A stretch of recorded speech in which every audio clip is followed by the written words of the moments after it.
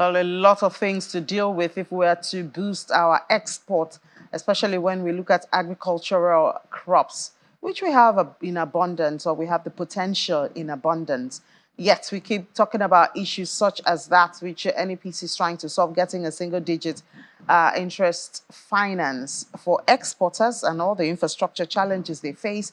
But even looking backwards and talking about the issue of post-harvest losses, which reduces our production by as much as 60%, is an issue that has been discussed year in, year out. Crops like tomato, vegetables, horticulture. We've seen all of this suffer post-harvest losses, and it seems that the solution keeps eluding Nigeria. I wonder what we're doing wrong or what we're overlooking.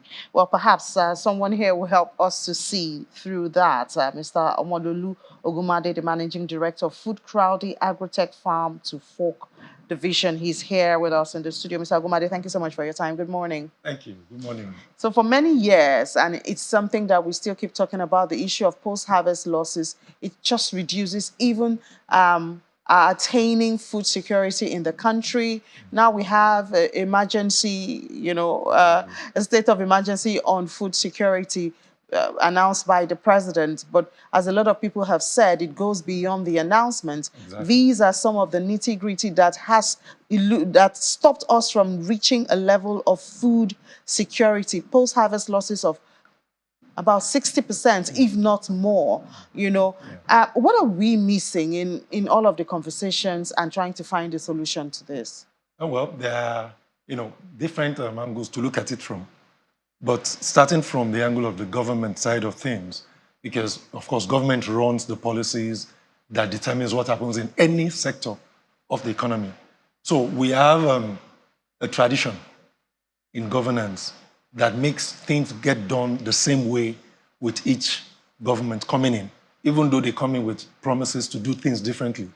But because the bureaucracy is set in a certain way, you find out that there's a lot of repetition of the old practices, and we just seem to go around in circles and we don't move forward.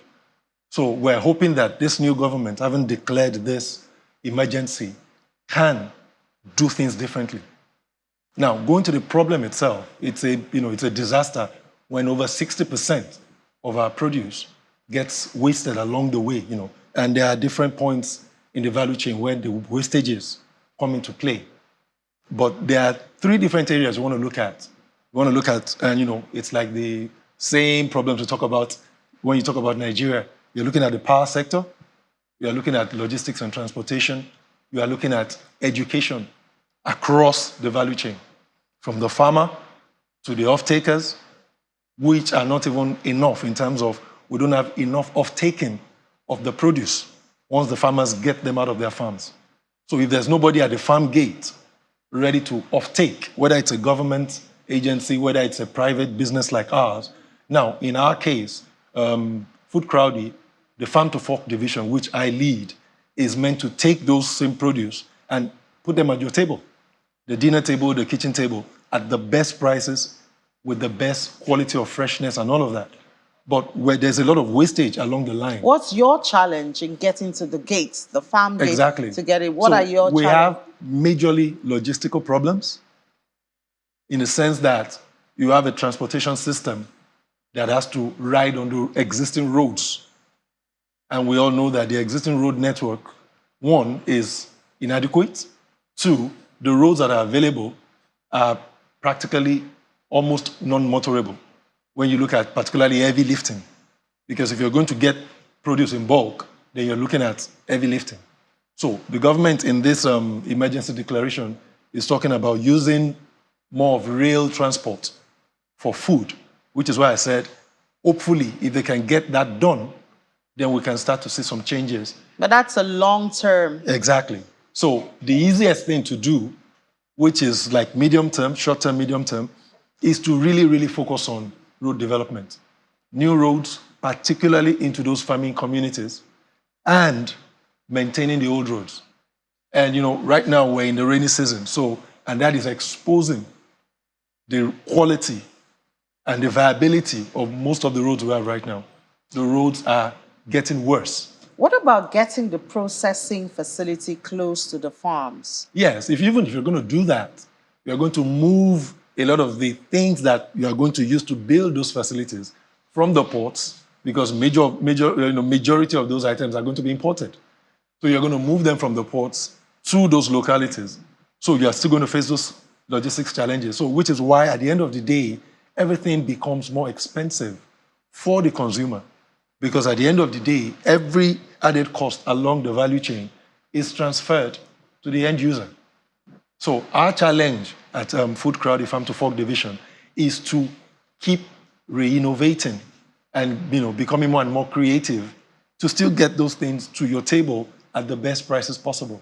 So it's a major challenge. The freshness. And retaining the freshness. Because that's the ingredients that people need for their bodies. So exactly. If it get lost, like I remember the attempts to export yam that was rejected because by the time it got to the destination, it was already bad. Yes, and then we also have situations where to preserve some of those produce, we're using pesticides, chemicals that in most of the Western areas we want to send our food to have now been declared unfit for human consumption.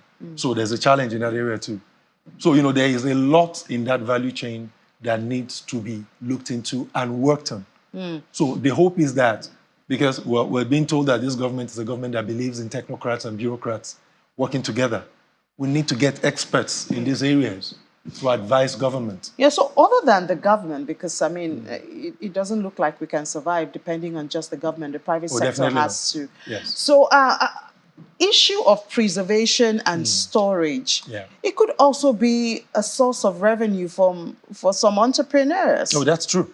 That's true. You see, that's why the... okay, let me go back to this. The agribusiness sector in Nigeria is estimated to have within itself upwards of $9 billion possible revenue generated annually. $9 billion.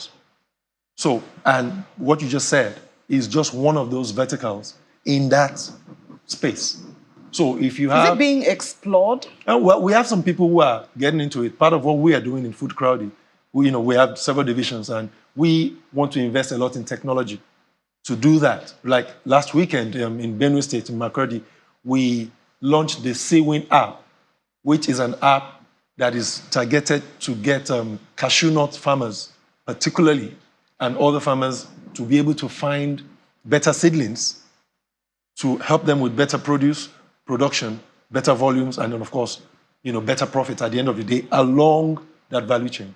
But then, such people as what you just mentioned, people who can come to help in preserving the produce with some form of advice, technology, chemicals, and other forms. So this there is a space there that people can tap into. Is beyond the community people, because a lot of the farms are obviously in the rural area, so you have more of the community residents. So this will require people who have huge capital, people who have the technological know-how, and innovation to be able to preserve this thing. So yes, you see, but really you don't. Depending on the scaling you want to do, you don't necessarily have to have so much money, because we can actually have a group of investors come together to take these things at different levels of that value chain and operate at different levels.